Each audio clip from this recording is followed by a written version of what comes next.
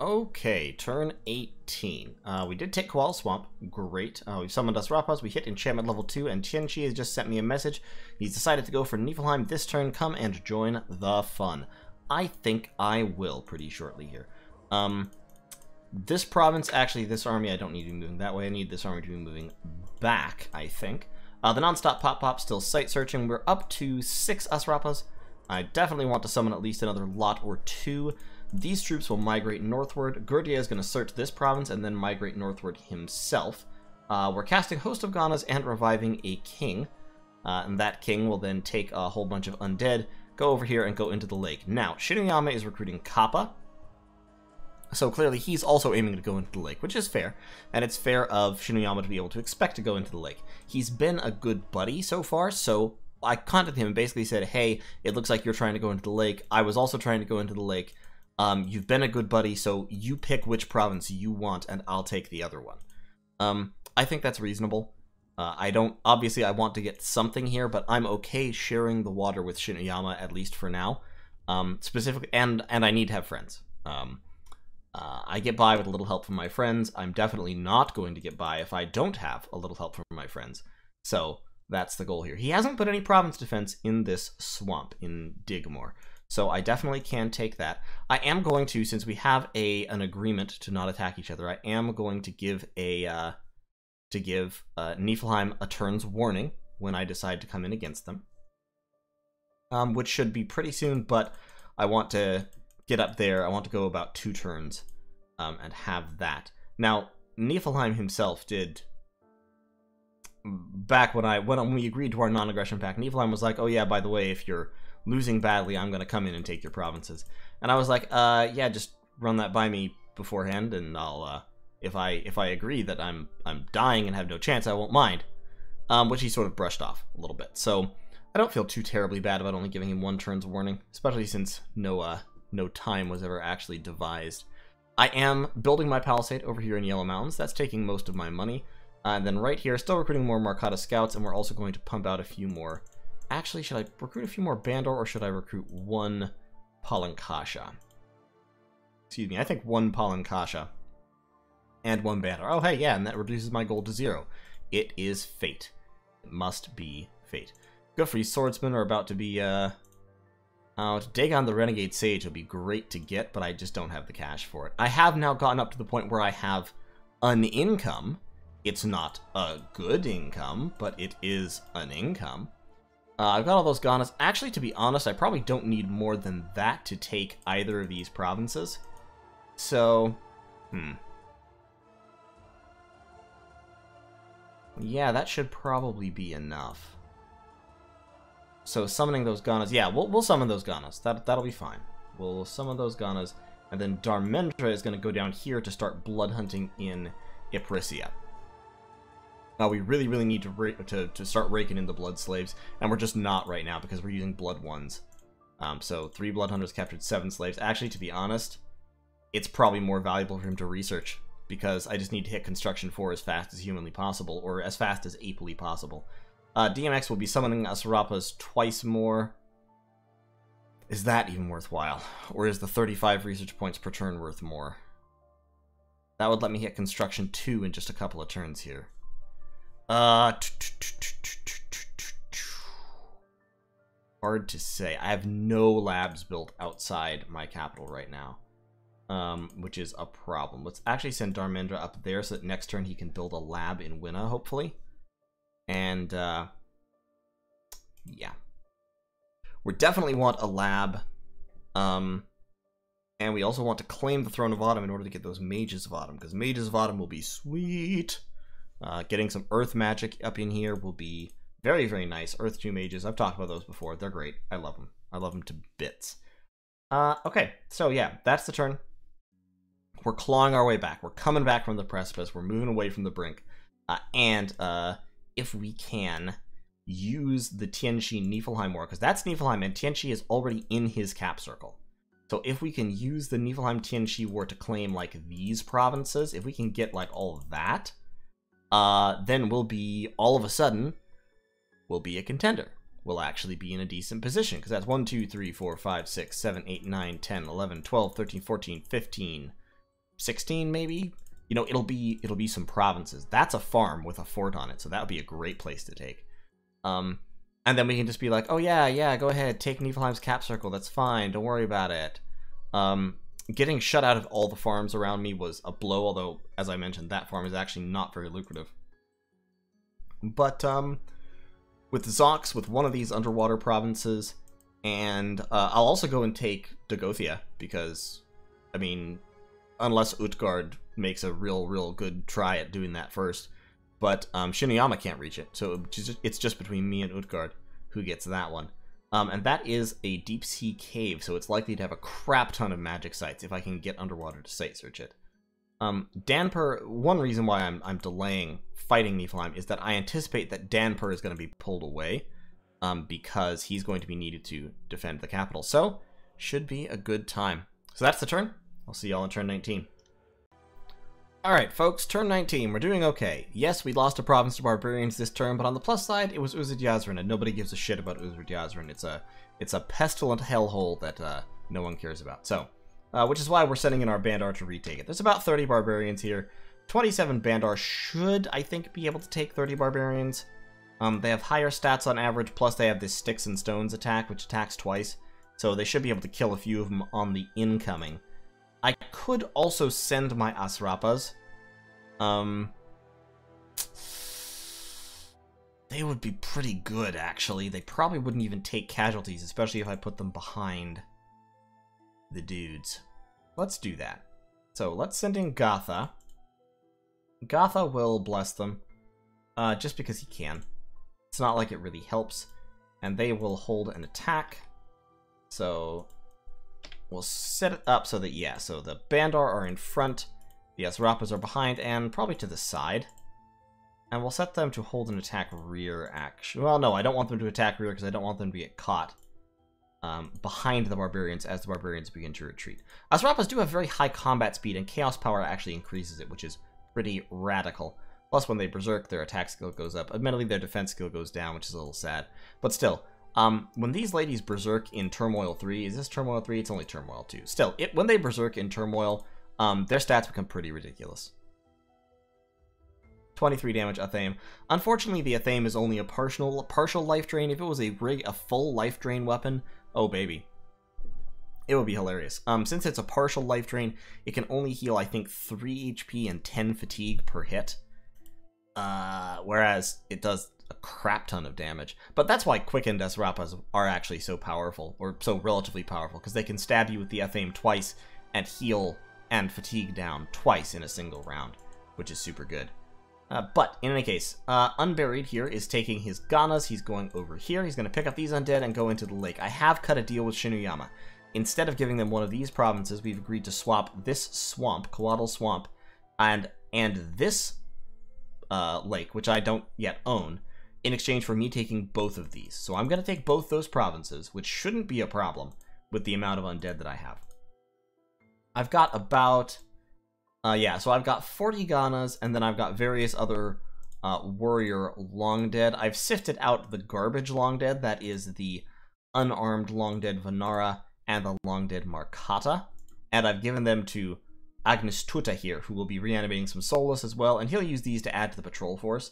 Right now I'm just patrolling with a whole bunch of Markata, but I will swap those out for patrolling with the undead sometime. As we go along, I'll do that.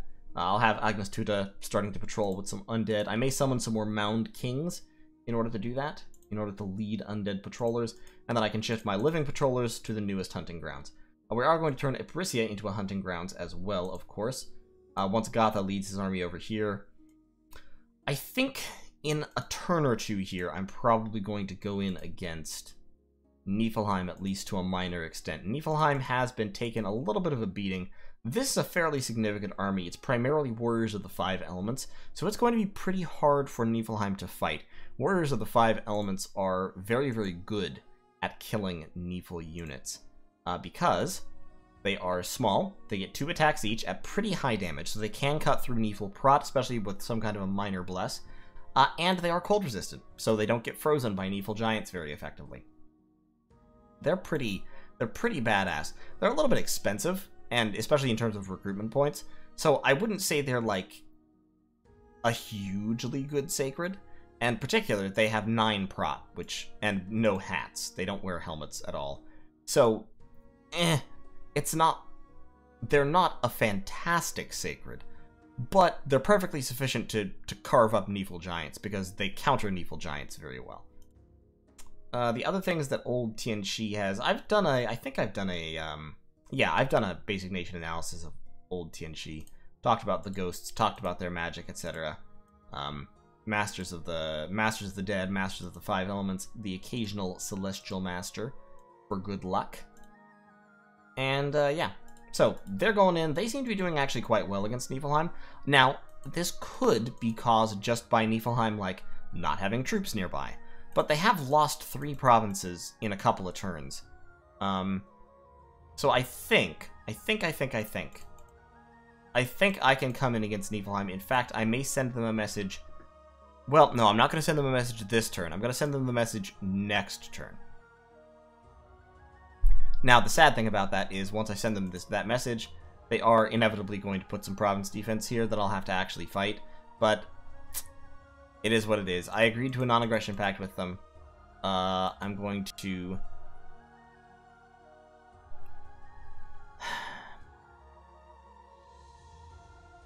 I'm trying to work out how much notice I actually need to give them, because, as I said, we didn't actually agree to a specific time period. But I don't want to be an asshole about it.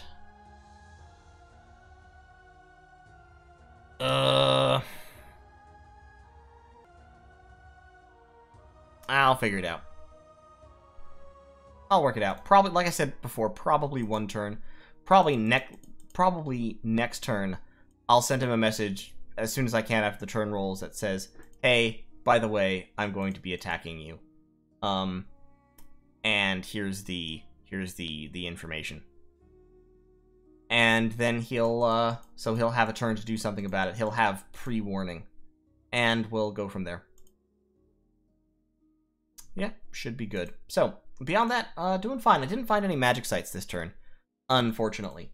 The nonstop pop is moving up here to site search. He won't be participating in the war just because I don't have any real magic for him to do.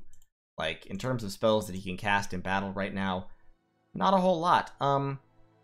I need Blood 4 at least. Oh, Blood 4, actually. I need to hit that research. He could carefully handcraft 1 skeleton per turn, but it wouldn't be super useful. He could cast False Fetters. False Fetters ain't a bad spell, but it is MR negates. So, I don't know. We'll see what happens. He's not, certainly we do not have the magic to thug yet. In order to thug Araksha Raja, we would need Alteration. We would need Construction at least 4, preferably 6. And we would need Enchantment. Because Enchantment is needed to move him to where he can actually be effective. Araksha Rajas have some things going for them, thug-wise, definitely, like 2 attacks, and then we have Nature Magic. We can slap a Horned Helmet on him for 3 attacks. Mist Form, that's what you need the Alteration for. Cloud Trapeze is what you need the Enchantment for. Once you have those and Construction 4, so you can get a Ring of Regeneration, a Horned Helmet, and some kind of basic armor on him, he could do some basic thug work, but even then he's kind of fragile. I would want him to be better before I really started risking them, just because they are capital-only mages and they do cost over 300, almost 400 gold, so they're expensive. I do not want to waste them. Raksha Rajas are too valuable to be thrown away carelessly, so we'll kind of have to keep that under our hats. Plus, I want him to get over here, site search this place, build a lab and a temple, and then we can start recruiting mages out of here. And we can start blood hunting Hobergdorf. And I should also be blood hunting Winna. I'm reanimating some long dead here in Winna because we're going to be moving demons through there anyway, so I might as well pick up a few extra chaff troops. And down here we're still reanimating some warriors, reanimating some soulless. How many soulless could you reanimate? 24 plus, my god. You could pretty much wipe out the corpse count in 1 turn. Just keep reanimating long dead warriors for now, so that we can use them to go underwater. Okay, that's it. That's the turn. Everything's going swimmingly, in my opinion. things are going alright. Gonna get some underwater territory, gonna get some sweet, delicious income. Hopefully these two will push me up over 1,000, taken in conjunction. And then this will push me up to, like, 1,050, I don't know. And then hopefully we'll be able to get some good stuff off the corpse of Niflheim while Tianqi is savaging it. That's the goal. Cross your fingers, knock on wood. We'll see how it goes. We're doing much better than I thought we would, 5 or 6 turns ago, so yay. Thanks for watching. I'll see y'all in turn 20. Alright, folks, it's turn 20. There was a battle in Uzid Yazrin, and I'm dumb. I'm really dumb. I scored a huge own goal during this battle that I didn't need to. So remember, I've got these barbarians over here. I've got these Bandar and the Asrapas. I forgot something critical in this battle. The thing that I forgot was that I had to preserve my Asrapas. That's my main goal here. And as such, I left these Bandar warriors scripted to fire missiles instead of actually advancing into melee. So watch. The Asrapas, who have really good stats because, of their chaos power and all of that, giving them +2, charge in, and the Bandar are advancing and all of that, and then the Bandar, of course, stop and start throwing sticks and stones, which causes some damage, but not a huge amount, and the Asrapas actually go in alone. Now, this is how good Asrapas are. They're so good that they actually managed to hold for a couple rounds pretty much by themselves with this little bit of missile support that they were getting. And then they got wiped out because barbarians hit super, super hard. And the barbarians then routed before even making contact with the Bandar, so instead of sacrificing the Bandar to preserve my expensive and valuable summons, well, they're fairly cheap actually, but my valuable summons, I instead sacrificed my valuable summons to preserve the Bandar. It was a poor decision. Basically, is what I'm getting at. So, that being what it is, I'm not going to invade Niflheim yet, because I didn't give him warning at the beginning of this turn, which is what I said I was planning on doing. So I'm going to send him a message to give him warning that I'm terminating our non-aggression pact now, and then I'm going to attack him. I'll attack him next turn, so I'll give him this turn's breather with whatever he's already planning to do, and then I'll give him next turn. So I'll do that as soon as I finish my turn here, actually. Actually, no, I'll do that now. Hold on just a second. I'll be back with you just momentarily.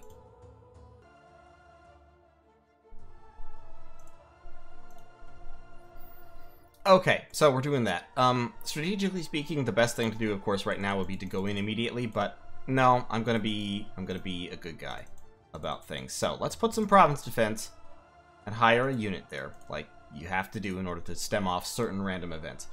We've got our palisade building. We are also building a temple in Winna. We're building a temple instead of a lab because I want to recruit a second Raksha Raja, and this, well, to be honest, actually, that's not super efficient, but a Raksha Raja is guaranteed to be another Asrapa summoner. And so I can use him to summon Asrapas, and DMX can start researching or site searching or something, which will be a little bit more useful. I could recruit a Kalamuka, but a Kalamuka only has a 33% chance to be Blood 2, and Blood 2 is what I need right now. In terms of research, still researching down construction. To be honest, this probably isn't the most efficient here either.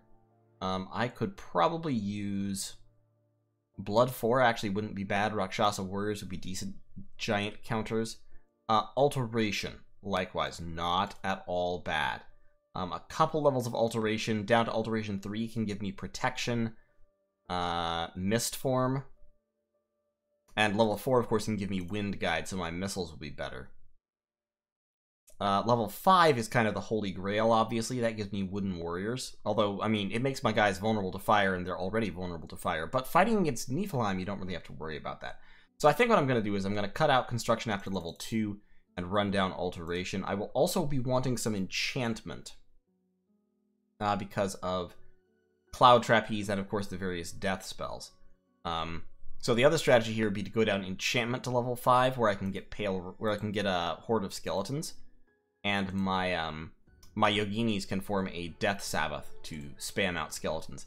They can't spam skeletons as well as Niflheim can. Like, Niflheim is one of the champion nations of the Skeleспam Turbo Communion. Niflheim and all the Niflheim line are really good at that.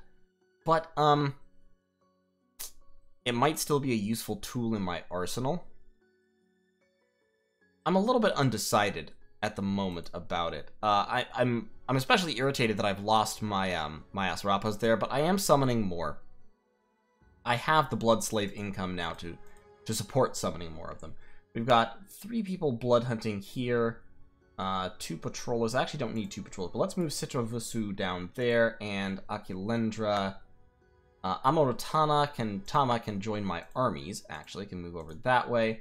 And then Arnava can go down here so we can start blood hunting there. Gatha, likewise, just move down to where you can start blood hunting. We are moving in underwater. We've got a pretty significant horde of the undead, 41 Ganas and 19 random soulless. It's only 19 soulless because the rest of my soulless were garbage. Actually, I've got a couple of these soulless warriors, that would be fine.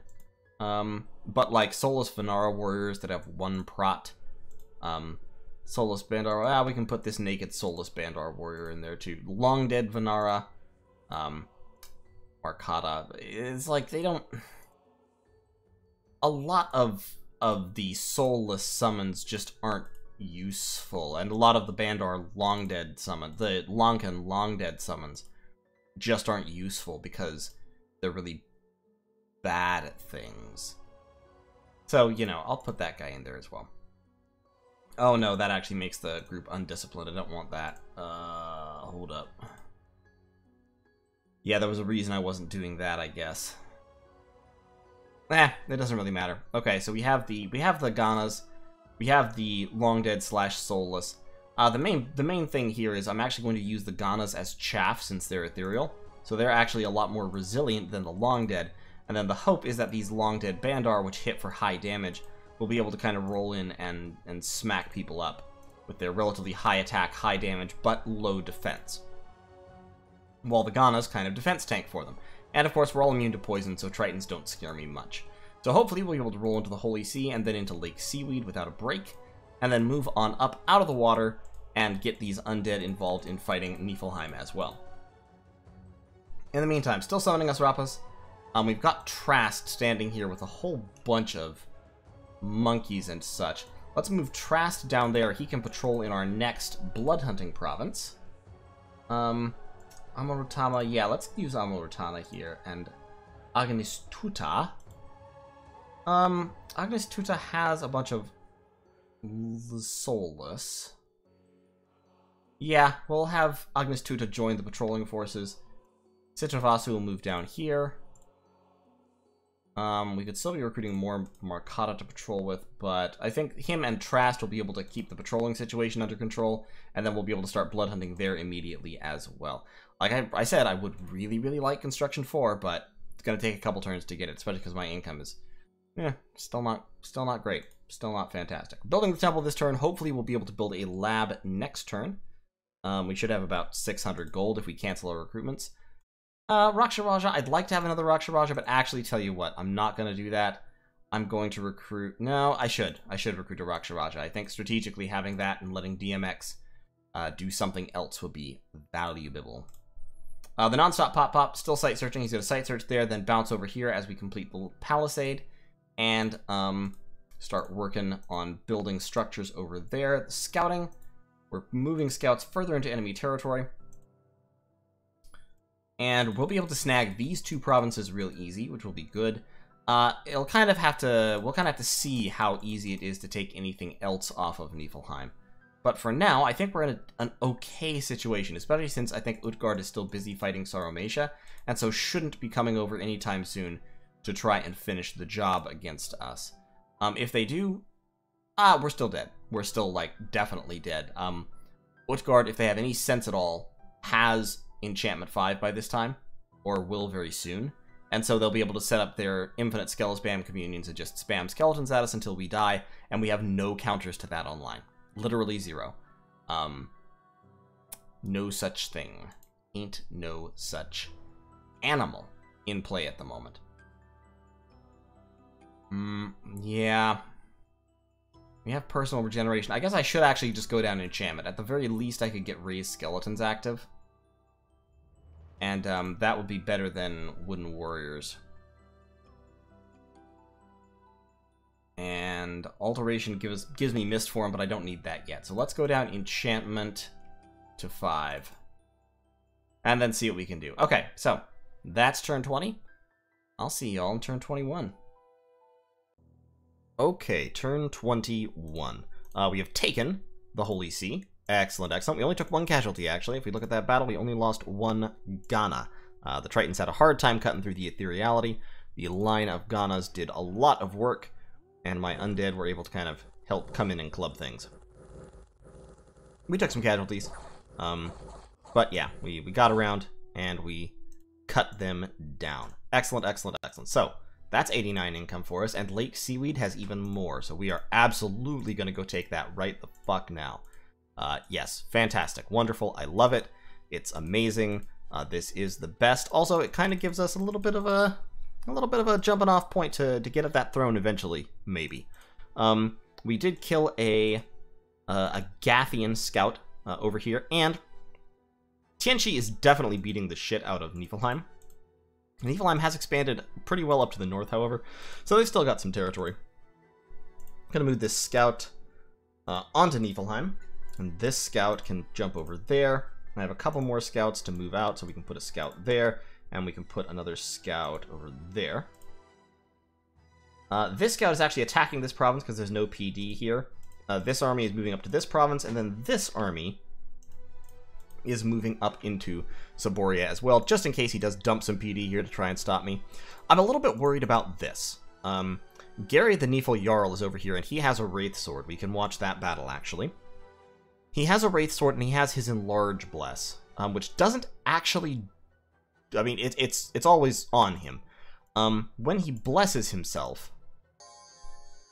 So when he blesses himself, he gets his other effects, which are Poison Resistance, HP, and Blood Surge. Not a huge difference, to be honest. But since he's size 6, he has 95 hit points. Now, he doesn't have regeneration, but he does have this Wraith Sword, which hits super, super hard and heals him for a few hit points every time he hits someone with it. So, watching this battle, he's pretty easy to kill, to be honest, because watch, he takes a bunch of damage on contact from those Wolf Tribe, which gives him Battle Fright, cuts him down by about 13 hit points. After that, he does slowly win this fight, because the Wolf Tribe fatigue out pretty quickly, but any kind of missile units are going to do a number on him, because his defense skill is not fantastic. He doesn't have a shield, because he's using this two-handed Wraith Sword, so really archers are what's going to kill these guys, because especially if it's not cold, their prot isn't super high, and they don't have a shield. But in melee, they can freeze people, which happens quite quickly, actually. And then, because Nifl Jarls have crazy chill aura, and then he can Wraith Sword them to gain his HP back. So, moving the non-stop pop over here is kind of a gamble. I've scripted him to Blessing and then Hand of Death, but actually, upon consideration, I don't want him to do that. I want him to retreat.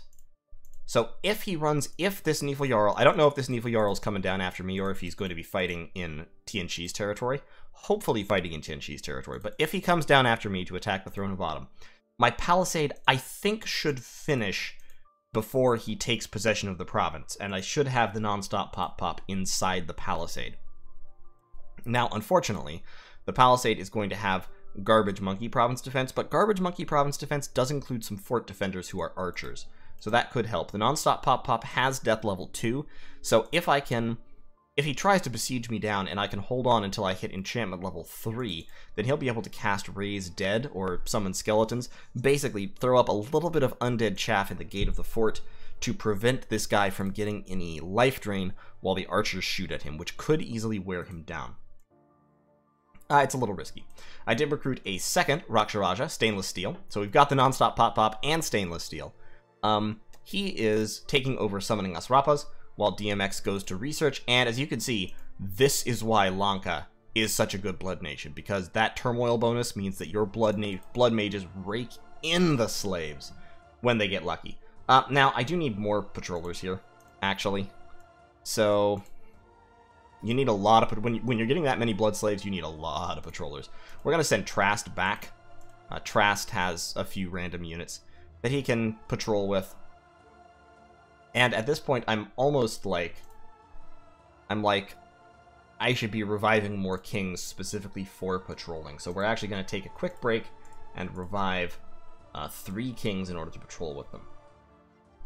Starting to blood hunt Ibrisia as well. Cormark has now dipped down below 5,000 because of that really, really heavy blood hunting turn. We'll blood hunt it down to like 4,000 pop, or maybe even 3,000 pop, and then move on. Next target, Ibrisia. These 2 provinces are garbage, unfortunately. Saboria we can blood hunt effectively. Obergdorf we can blood hunt once we have our fort here. Hell, I mean, I'll blood hunt Zox. I don't give a shit. Yeah, it'll hurt my income, but blood slaves are worth more than income. But so we've got 30 more blood slaves rolling over with Ananta the Markata Scout, which will feed the Asrapa factories for a couple of turns. We are recruiting a Raktapata, and we're building a lab up here in Winna, so our Raktapata production is about to double, which will be amazing. And then we're burning down enchantment. Yeah, burning down enchantment so that we can get some of these spells down here. Revenants would be nice, and Twiceborn would be nice. And then we're definitely going to need to go into construction, because we can't at the moment construct the things that we need to construct. Yeah. We can construct Imp Familiars now, which give a research bonus and only cost blood slaves. So that is actually, I think, something I'm about to do. I think I'm gonna. It is tainted, so if you hold it for a long, long time, it will horror mark you eventually. But that's not really, doesn't really matter that much, personally. I don't think that's a big deal. So we're gonna set a guy to forge Imp Familiars real quick. Amarotama is moving. We'll swap over one of the Raktapatas to be forging those Imp Familiars instead of a Yogini. And we're going to stack those on all of our research mages. Once we've got this lab built, we'll move out to start blood hunting another place. And yeah, should be pretty cool. We'll see how it goes. So that is turn 21. Overall, I feel okay about where I'm at in this game right now. It could be better, could be worse. Definitely better than it looked like it was going to be a little while ago. So definitely making progress. We've re-established control of our heartlands. We're about to take those provinces, and then we'll be in okay shape. So, thanks for watching. See you in turn 22.